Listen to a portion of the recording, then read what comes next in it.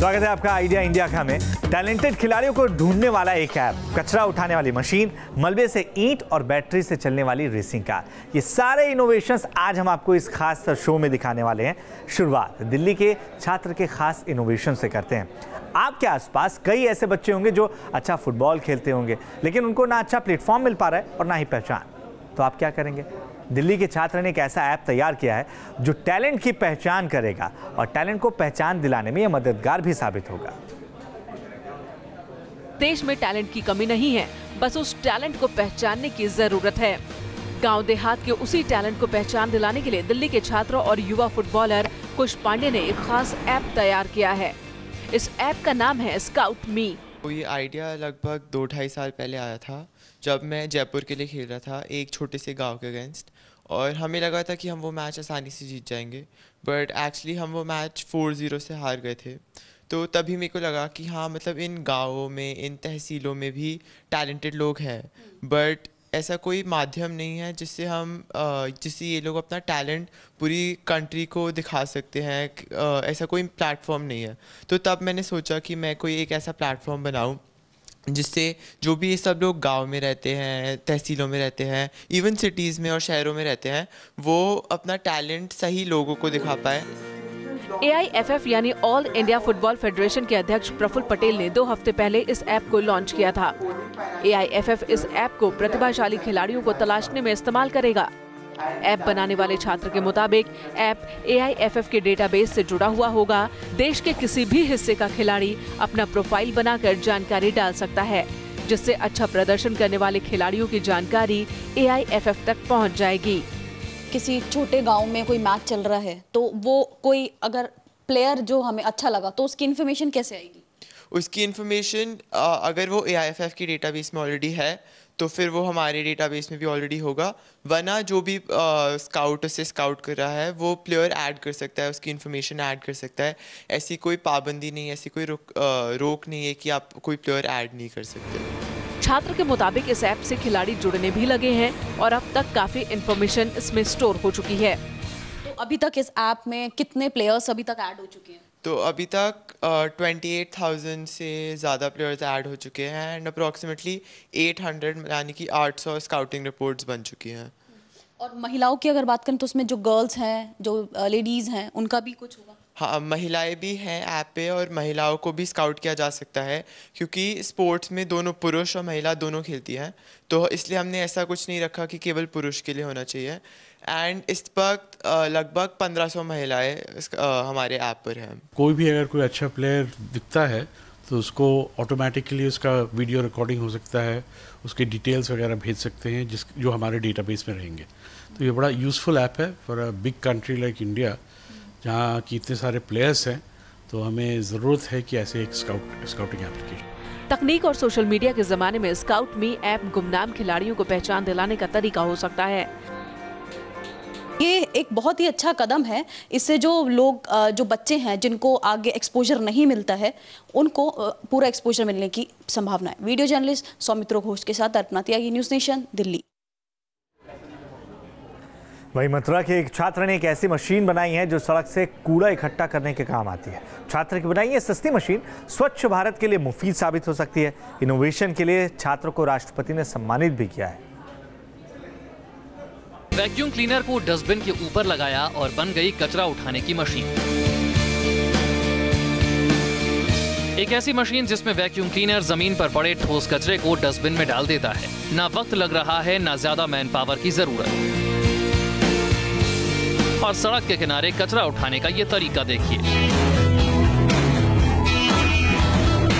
बड़े vacuum cleaner से सड़कें और गलियां आराम से साफ हो जा रही हैं। ये कई देशों में कूड़ा इकट्ठा करने के आम तरीके हैं। कम मैन पावर और कम वक्त में गली मोहल्ले साफ हो जाते हैं। हमारे देश में मशीनों के बजाय आज भी ज्यादातर कचरा हाथों से ही उठाकर इकट्ठा किया जाता है। भारत में हर साल 6 करोड़ 20 लाख टन कचरा पैदा होता है। सरकार की तमाम कोशिशों और स्वच्छ भारत जैसे जागरूकता अभियान के बावजूद अब भी लोग कचरा डस्टबिन में नहीं डालते। सड़कों पर कचरे के ढेर लगे दिख जाते हैं। नगर निगम या नगर पालिका के कर्मचारियों पर कचरा इकट्ठा करने का जिम्मा है। इसके अलावा भी भारत में अनुमानित 15 लाख से 40 लाख के बीच ऐसे लोग हैं जो कचरा उठाने या सफाई के काम में लगे हैं। Journal of occupational medicine and toxicology ने मुंबई में कचरा उठाने वाले 200 लोगों पर स्टडी की थी। उनकी रिपोर्ट के मुताबिक कचरा उठाने वाले लोगों में सांस लेने में तकलीफ, कफ, पेट की बीमारियां, नज़ला, पेचिस, आंत में दर्द जैसी बीमारियां ज्यादा होती हैं। तो कितना अच्छा हो अगर सफाई कर्मचारियों को कचरा उठाने की कोई मशीन मिल जाए, एक ऐसी मशीन जिसमें हाथ से उठाकर कचरे को इकट्ठा करने की जरूरत ना पड़े, मशीन खुद ही कचरा इकट्ठा कर ले।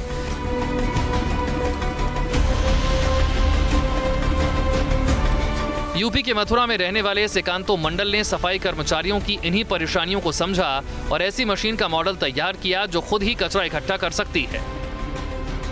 इसके लिए सिकांतो मंडल को सम्मानित भी किया जा चुका है। मार्च में सिकांतो मंडल को राष्ट्रपति भवन में हुए festival of innovation and entrepreneurship में बुलाया गया था। एक ऐसा मॉडल है हमारे स्कूल का जो राष्ट्रपति तक गया है और राष्ट्रपति ने इसको सम्मानित किए हैं और फिर दोबारा राष्ट्रपति के पास से जा रहे हैं मिलने के लिए। सिकांतो ने इस मशीन का नाम manual waste lifting and dumping रखा है। 9वीं क्लास में सिकांतो ने करीब 2 महीने की मेहनत से इसका मॉडल तैयार किया था। मशीन तकनीक के लिहाज से तो बहुत उन्नत नहीं दिखती, लेकिन छात्र ने एक ऐसा तरीका दिया है जो कम पैसे में आराम से सफाई कर्मचारी अपना सकते हैं। इस मशीन में 2 पहिए लगाए गए हैं और साथ ही कूड़ा इकट्ठा होने के लिए बॉक्स जोड़ा गया है। बड़े से हैंडल के साथ एक वाइपर भी अटैच किया गया है। हैंडल को खींचने से वाइपर के जरिए कूड़ा बॉक्स में आ जाता है। कूड़े को डंपिंग ग्राउंड में डालने के लिए भी मशीन में व्यवस्था है। बॉक्स के हैंडल को ऊपर करना पड़ता है जिससे बॉक्स का फर्श हट जाता है, कूड़ा निकल जाता है। यह एक ऐसी मशीन है जो कूड़े को बिना हाथ छुए, बिना हाथ लगाए कूड़े को उठा लेती है और उठाने के बाद उसे कहीं भी डंप करना है तो उसे हाथ लगाने की ज़रूरत नहीं पड़ती है। वो तुरंत जो है अपने आप कूड़े को नीचे डंप कर देती है। सिकांतो के इस आसान से दिखने वाले लेकिन बहुत ही अहम इनोवेशन की हर तरफ तारीफ हो रही है। परिवार के मुताबिक जब अक्षय कुमार की फिल्म पैडमैन के प्रमोशन के लिए देश भर से 16 प्रतिभाओं को आमंत्रित किया गया था तो उत्तर प्रदेश से सिकांतो मंडल को बुलाया गया था। देश में कचरा उठाने को बहुत ही छोटा काम माना जाता है। International research journal of environment science में साल भर पहले एक रिपोर्ट छपी थी। रिपोर्ट के मुताबिक हैदराबाद के कचरा बीनने वाले 150 लोगों का इंटरव्यू किया गया था, जिसमें से 94% ने बताया कि वो इसीलिए कचरा उठाते हैं क्योंकि उनके पास आजीविका का कोई और विकल्प नहीं है। कचरे को लेकर इसी तरह की मानसिकता स्वच्छ भारत की कामयाबी में आड़े आती है। जाहिर है सिकांतो की मशीन कचरा उठाने के काम को आसान बनाएगी, जिससे कम वक्त में और बिना कूड़े को हाथ लगाए सड़कें साफ हो सकेंगी। News nation. हम सब पेन का इस्तेमाल करते हैं, लेकिन पेन की नोक को अगर उल्टा कर चलाने की कोशिश की जाए तो पेन चलना बंद हो जाता है। आखिर क्यों? कभी आपने ये सोचा है? झारखंड के बच्चे ने ये सोचा भी और इसका हल भी बाकायदा निकाल लिया है। आप भी इस रिपोर्ट में देखिए। आमिर खान की फिल्म 3 इडियट्स का ये सीन आपको जरूर याद होगा। विरुशस्त्र बुद्धे का वो पेन जो लाखों डॉलर में बना था, जो बिना ग्रेविटी के स्पेस में भी चल सकता है। फिल्म में ये पेन अजूबा रहा होगा, लेकिन झारखंड की राजधानी रांची से 50 किलोमीटर दूर खूंटी नाम की छोटी सी जगह पर लाखों डॉलर के खर्च पर बनने वाले पेन को एक स्कूल जाने वाले लड़के ने बनाया है। 14 साल के छात्र संतोष जायसवाल ने अपने दोस्तों की मदद से ऐसा पेन बना दिया है जो ग्रेविटी के उलट भी चल सकता है, यानी छत की तरफ या दीवार पर भी रखे कागज पर आप उस पेन से लिख सकते हैं। यही नहीं, संतोष का दावा है कि ये पेन आराम से किसी भी प्लेनेट पर चल सकता है। इसे मैंने अभी तक डेमोन्स्ट्रेट तो नहीं किया स्पेस में, लेकिन ये मेरा दावा है कि ये हर प्लैनेट में लिखा सकती है, क्योंकि इसमें मैंने स्पेशल प्रेशर कंट्रोलर लगाया है जो इसके अंदर है। वो फिलहाल दिख नहीं रहा है, वो मैं आपको दिखा भी नहीं सकता क्योंकि जब तक पेटेंट नहीं होती इस बारे में आपको कुछ बता नहीं सकता। आमतौर पर हमारे पास जो कलम है वो नीचे की तरफ नोक करने पर ही चल सकती है। अगर दीवार पर कागज रखकर लिखा जाए तो चंद सेकंड बाद हम कुछ भी नहीं लिख पाते, लेकिन इस पेन के साथ ऐसा कुछ नहीं है। इसे जैसे चाहे रख कर लिख सकते हैं, चाहे उसकी नोक नीचे हो या फिर ऊपर। है ना कमाल की कलम। Team news nation. तो छात्र संतोष का ये पेन ग्रेविटी पावर के विपरीत काम करता है। ये कैसे मुमकिन हो पाया है आपको भी बताते हैं। के हिसाब से। अभी मैं संतोष के बनाए इस पेन की नोक अगर ऊपर की तरफ हो फिर भी इसे लिखा जा सकता है। देखिए कैसे जमीन से उल्टी नोक करने पर भी बिना किसी रुकावट के चल रही है ये पेन। साफ है इस पेन पर ग्रेविटी यानी गुरुत्वाकर्षण बल का कोई असर नहीं होता। बाकी सब पेन हम लोग जिस पेन का इस्तेमाल करते हैं उसमें ग्रेविटी पावर की वजह से स्याही निकलती है और पन्ने पर हम लिख पाते हैं, यानी जमीन की ग्रेविटी 9.8 मीटर प्रति सेकंड होती है और पेन चलता रहता है। लेकिन जब पेन को उल्टा कर दिया जाता है तो ग्रेविटी की वजह से स्याही नीचे की तरफ आ जाती है और पेन की नोक तक नहीं पहुंच पाती, जिसके चलते स्याही पेन की बॉल से बाहर नहीं आ पाती। लेकिन संतोष की बनाई इस कलम में ऐसा कुछ भी नहीं होता, क्योंकि उसने इस पेन में प्रेशर कंट्रोलर लगा रखा है, यानी पेन को उल्टा करने पर धरती की ग्रेविटी तो स्याही को 9.8 की ताकत से नीचे खींचती है, लेकिन पेन में लगा प्रेशर कंट्रोलर स्याही पर इसका असर नहीं पड़ने देता। इसके जो वर्किंग है वो सब प्रेशर के ऊपर है। प्रेशर के वर्क की वजह से ये ग्रेविटी के अगेंस्ट भी लिखा जाती है। कम प्रेशर की वजह से किसी जहाँ बहुत ज़्यादा ग्रेविटी है वहाँ पे भी लिखाती है। साइट में सर्च किया था, नासा ने इस तरह की पेन बनाई थी। इसमें प्रेशराइज इंक था, लेकिन इसमें प्रेशराइज इंक का थ्योरी नहीं है। उसमें ख़त्म होती थी तो रिफ़िल बार बार महंगी वाली रिफ़िल लगानी पड़ती थी। उसमें बनाने में भी खर्च 1 करोड़ से ज़्यादा आई थी, मतलब मिलियंस ऑफ डॉलर्स खर्च हुए थे डॉलर्स में।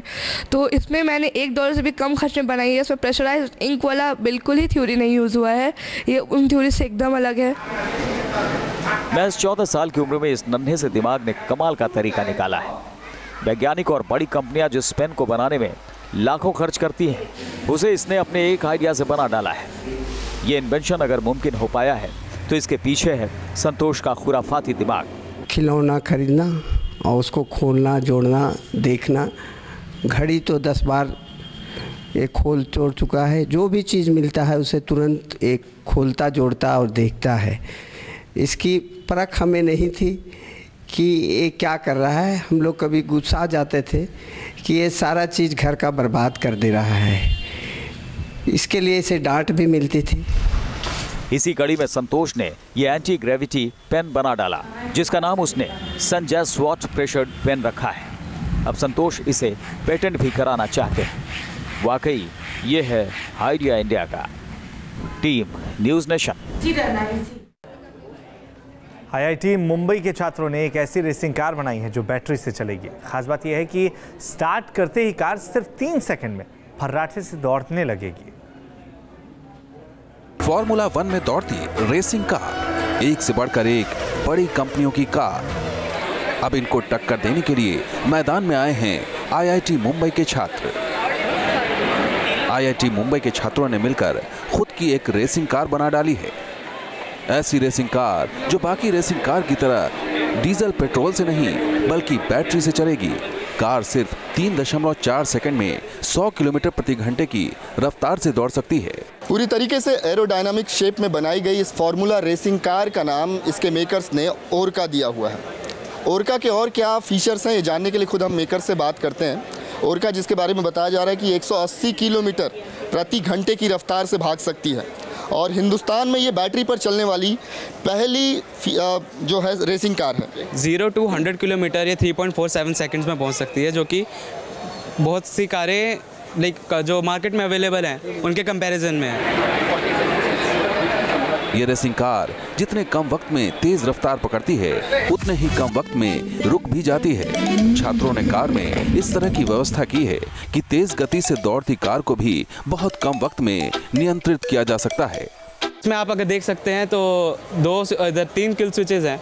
एक अगर कुछ भी गड़बड़ हो जाए तो ड्राइवर उसे दबाकर गाड़ी कभी भी रोक सकता है ना, फौरन रोक सकता है। ये फार्मूला टॉप स्पीड पे भी रहे तो ये फौरन रुक जाएगी उससे। वो बैटरी को पावर मिलनी बंद हो जाएगी उस टाइम पर। आप ये चाहते हो कि कुछ गड़बड़ हो तो बैटरी सबसे ज़्यादा वल्नरेबल रहती है, आप उससे पावर देने बंद कर दोगे तो सेफ्टी अपने आप आ जाती है। यहाँ तक कि अगर गाड़ी पलट भी जाए तो ड्राइवर को खरोंच तक नहीं आएगी, ऐसा दावा है इन छात्रों का। गाड़ी में ही ऐसा सिस्टम है कि ड्राइवर का बचाव होगा। इसका डिज़ाइन ऐसा है कि अगर गाड़ी टॉपल हो गया, इससे रोल हो गया तो ड्राइवर का टच हेड को कुछ टच नहीं होगा। प्लस क्योंकि पीछे बहुत इलेक्ट्रिकल चीज़ें हैं और काफ़ी हाई वोल्टेज की है, तो ड्राइवर के सीट और बैटरी के बीच में एक फायरवॉल जैसा एक प्लेट होता है जो फायर रेजिस्टेंट होता है, तो अगर बैटरी में कुछ भी हुआ तो ड्राइवर को कुछ फर्क नहीं पड़ेगा। ये कार अब तक विदेश में कई रेसिंग कंपटीशन में भी हिस्सा ले चुकी है। छात्रों का दावा है कि यूनिक फीचर होने की वजह से जल्द ही रेसिंग कारों की दुनिया में अपना मुकाम हासिल करेगी। मुंबई से विकास श्रीवास्तव के साथ टी न्यूज़ नेशन। तो बैटरी से चलने वाली इस कार को छात्रों ने खास तौर से तैयार किया है। आपको दिखा देंगे कि इस कार की खूबियां क्या क्या हैं। फॉर्मूला 1 में दौड़ने वाली कारें ईंधन से चलती हैं, लेकिन IIT छात्रों की ये कार बैटरी से चलती है। छात्रों ने बैटरी लगाकर कार को खास तरह से डिजाइन किया है। क्या है मैकेनिज्म वो समझाइए। तो पहले बात तो मैं ये बताना चाहूँगा कि ये इलेक्ट्रिक रेस कार है टोटल। तो इस जगह में पूरी बैटरी आती है हमारी, बैटरी का वोल्टेज भी 360 वोल्ट की बैटरी आती है पूरी। तो वो हम पूरे एक बोर्ड, हमारा एक टॉप लेयर का बोर्ड करके आता है, उससे वो पूरा कंट्रोल होता है। तो जैसे ही एक एक्सीलरेशन स्विच है और एक ब्रेक का पैडल है, तो जैसे एक्सीलरेशन का पैडल दबाते हैं वो वैसे सिग्नल भेजता है, उसके हिसाब से हम टॉर्क वगैरह कैलकुलेट करके मोटर को देते हैं, मतलब मोटर कंट्रोल कर देते हैं। तो बेसिकली इसका सकते जैसे इन्होंने बताया, पहले motor controller, then motor and then wheels. मतलब पूरी कार का सबसे महत्वपूर्ण हिस्सा जो है, हाँ, वो पीछे की तरफ है। यहीं पे बैटरी है, यहीं पे मोटर भी है और सारा फंक्शन जो है यहीं से है बेसिकली। मैं ब्रेक के बारे में समझना चाहता हूँ। जब इस किस्म की गाड़ियाँ सबसे ज़्यादा रफ्तार पकड़ लेती हैं और उन्हें उनकी गति को नियंत्रित करना या फिर उन्हें रोकना जब होता है, तब यहाँ ब्रेक कैसे काम करते हैं? सर ब्रेक के लिए जैसे हमने बताया कि डिस्क ब्रेक यूज़ करते हैं हम। डिस्क ब्रेक काफ़ी फेमस है आजकल, काफ़ी लाइक आप देखोगे मोटरसाइकिल्स में भी यूज़ करते हैं, काफ़ी एफिशिएंट भी है ये डिस्क ब्रेक। तो जैसे ही ड्राइवर हमारा ब्रेक दबाता है तो यहाँ पे आप देखें अगर ये जो दिख रहा है आपको, ये लाइन ब्रेक लाइन, तो इसमें प्रेशर जनरेट हो जाता है जिससे कि कैलिपर्स के पैड ब्रेक डिस्क को टच करने शुरू कर देते हैं और वो उसे इतनी फोर्स के दबाते हैं कि वो रुक जाता है। इतनी फ्रिक्शन जनरेट होती है कि वो पूरा टायर रोटेट करते हुए रुक जाता है। स्टीयरिंग में देख रहा हूँ काफ़ी यूनिक बनाया आपने। अमूमन ऐसे ही डिज़ाइन होते हैं क्या फॉर्मूला कार की स्टीयरिंग? जितना छोटा हो सके, एक लिमिट रहती है हर चीज़ की, तो अपन ऐसा ड्राइवर के हाथ में अच्छा बैठना चाहिए स्टीयरिंग, क्योंकि जितना छोटा होगा मैन्यूवरिंग उतनी आसान होगी। जितना हर बार छोटा ही सही नहीं होता, एक लिमिट होती है, ना ज़्यादा छोटा ना ज़्यादा बड़ा, तो ड्राइवर के हाथ में अच्छा बैठना चाहिए, वो उस तरह से अपन डिज़ाइन करते हैं। टायर्स में देख रहा हूँ काफ़ी बड़े बड़े हैं, चौड़े हैं टायर्स। टायरों की ये जो विड्थ है, ये तय करने के लिए कोई स्पेसिफिक क्राइटेरिया था क्या? टायर की विड्थ के लिए जितनी विड्थ रहती है उतना हमें ट्रैक्शन फोर्स भी मिलता है नीचे से। डिज़ाइनिंग के लिए आप लोगों ने कोई स्पेसिफिक क्राइटेरिया रखा था? डिज़ाइनिंग के लिए हमारा स्पेसिफिक क्राइटेरिया था कि सबसे भार इसका सबसे कम से कम होने की ये थी, और ये था कि हमेशा किसी भी चीज़ पे हमने वो नहीं किया, जैसे हमेशा ये अच्छी चलनी चाहिए, मतलब अगर इस पर कोई लोड डाले तो ये लोड बेयर कर सके। अब ये नहीं है कि आप मास घटाना चाहते हो पर ये लोड ना ले पाए, लोड भी ले पाए और उसी लोड लेते हुए मास भी इसका कम हो। कितने महीने की मेहनत लगी है पूरा बनाने में? सर मेहनत सच बताएं तो इसे 1 साल के करीबन लगी है मेहनत इसमें, हर बार इतनी ही लगती है 1 साल के अराउंड। शुक्रिया नितिन आपका भी हमसे बात करने के लिए। तो ओरका बनाकर तैयार करने वाले ये लोग हैं जिन्होंने एक ऐसी चीज़ को अंजाम दिया है अपने इन्वेंशन से, अपने एंथुजियाज़म से, जिसकी हिंदुस्तान में भले ही कोई पूछ नहीं है, क्योंकि फार्मूला रेसिंग अभी भारत में एक प्रचलित खेल नहीं हुआ है। लेकिन विदेशों में जिस तरीके से इस खेल का चलन है, जितनी प्रसिद्धि है, जितनी लोकप्रियता है, उसे देखते हुए उम्मीद करते हैं कि IIT बॉम्बे के ये स्टूडेंट्स का ये इन्वेंशन इंटरनेशनल कैनवस पे अपनी एक जगह बनाएगा। वीडियो जर्नलिस्ट सिद्धेश के साथ विकास श्रीवास्तव, न्यूज़ नेशन, मुंबई।